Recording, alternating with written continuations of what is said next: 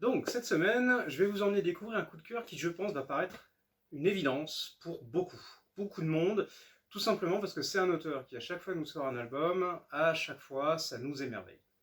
Cet auteur, c'est Étienne Davodo. Alors, vous le connaissez, je pense, je dirais bien forcément, mais on est jamais à l'abri d'une bonne surprise et de découvrir un auteur à part. Et en l'occurrence, Davodo, qu'est-ce qu'il a fait? Mais plein de choses, un homme rural, Lulu Femme Nue, Les Ignorants, hein, d'ailleurs ils ont réédité Les Ignorants pour l'occasion, à découvrir pour ceux qui aiment le vin, je vous le dis tout de suite, et la bande dessinée. Mais ça, n'hésitez pas à venir pour me poser la question, on en reparlera. Et là, de quoi on va parler? Eh bien, de son dernier album, Le Droit du Sol. Alors, Le Droit du Sol, qu'est-ce que c'est? Eh bien, Le Droit du Sol, comment vous dire ça? C'est un trek, ouais, on va dire ça comme ça. Une promenade, un voyage de 800 km à pied. Hein. Ne prenez pas la voiture, c'est pas la peine. Là, on va y aller à pied. Et il va nous emmener sur les chemins qui vont aller de Perchemerle à Bure, chemins qui vont lui permettre de nous faire découvrir un petit peu, eh bien, sa pensée, et puis surtout, tout simplement, la trace de l'humanité à travers l'histoire. Pêche-merle, tout simplement parce qu'il y a ces grottes, ces peintures rupestres de plusieurs milliers d'années, donc en termes de traces humaines, on est quand même pas mal. Et Bure, au final, et Bure, Bure, vous en avez forcément entendu parler, le jugement vient de tomber, je crois que c'était le 21 septembre, si je ne dis pas de bêtises, par rapport à tous les combats qu'il y a sur place, certains parlent de ZAD, c'est un peu plus complexe que ça, mais oui, clairement, on va parler de nucléaire. Alors, qu'est-ce qui va intéresser Davo dans toute cette histoire? Déjà, partir à la découverte de lieux sauvages, un peu dépourvus de place humaine, hein, puisqu'on est vraiment dans le parcours intérieur. Hein, il va nous emmener sur ce chemin. Et au fur et à mesure de son parcours, tout simplement, nous donner à penser, je pense que c'est le bon terme, donner à penser par rapport à notre activité en tant qu'être humain et les traces qu'on laisse. Alors, la préhistoire, Pêche-Merle, ok. On sait que les traces en question, les peintures rupestres, ont donné lieu à différentes interprétations qui, à l'heure actuelle, en fait, sont encore en train de changer, puisque par rapport à ce qu'on croyait connaître, il y a peut-être d'autres origines, d'autres significations.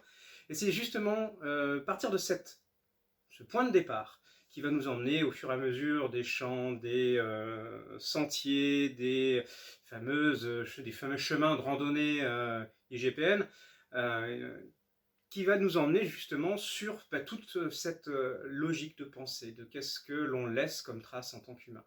En partant bien sûr, donc comme je vous le disais, de Pêche-Merle et de ses peintures rupestres, mais d'aller plus loin, d'aller jusqu'à Bure, et puis toute la logique actuelle, c'est-à-dire ces fameux déchets que l'on souhaite enfouir, parce que pour l'instant on n'a pas forcément de meilleure méthode, déchets nucléaires j'entends, que l'on souhaite enfouir, et qu'on va aussi laisser aux générations futures, parce que là aussi en termes de traces, ça pose beaucoup de problèmes.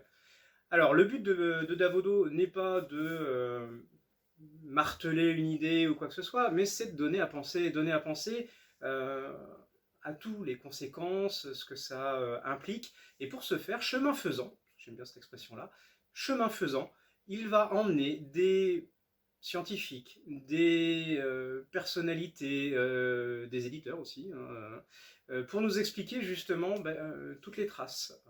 Alors il y en aura pour le nucléaire, il y en aura aussi pour le papier, parce qu'il va se promener dans les forêts, se poser des questions sur le devenir, aussi la façon dont on peut transmettre, hein, comme il dit très bien, la langue change en quelques centaines d'années, alors sur des milliers d'années, comment réussir à transmettre un message?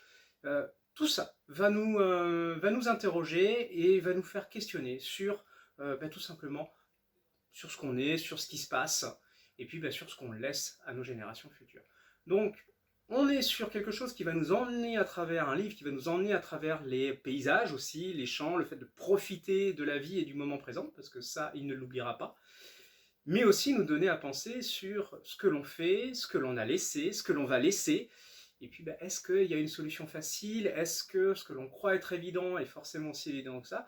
Donc travailler un peu l'esprit critique, tout simplement. Donc beaucoup de questions qui vont vous mettre un petit peu de temps à lire, je ne vous le cache pas. Mais c'est souvent le cas avec Davodo, hein. Ceux qui sont habitués à le lire savent qu'il ne fait jamais rien gratuitement. Il laisse vraiment beaucoup de profondeur dans ses écrits et dans ses dessins. Et là, il va justement nous mettre, comme il a dit lui-même, ce journal d'un vertige, c'est-à-dire ce vertige entre ce que l'on est là maintenant et ce qui reste pour l'après, le plus tard et nos descendants. Donc une découverte franchement passionnante qui n'a pas pour but d'incriminer ou quoi que ce soit, mais surtout de donner à penser. Donc ça vaut le coup de le découvrir et on passe vraiment un très bon moment. Et en plus, ça peut vous donner aussi des idées de randonnée, parce que la carte, il nous l'a faite quand même. Et je dois avouer que comme il le dit, pour ceux que ça intéresse, à vous de jouer.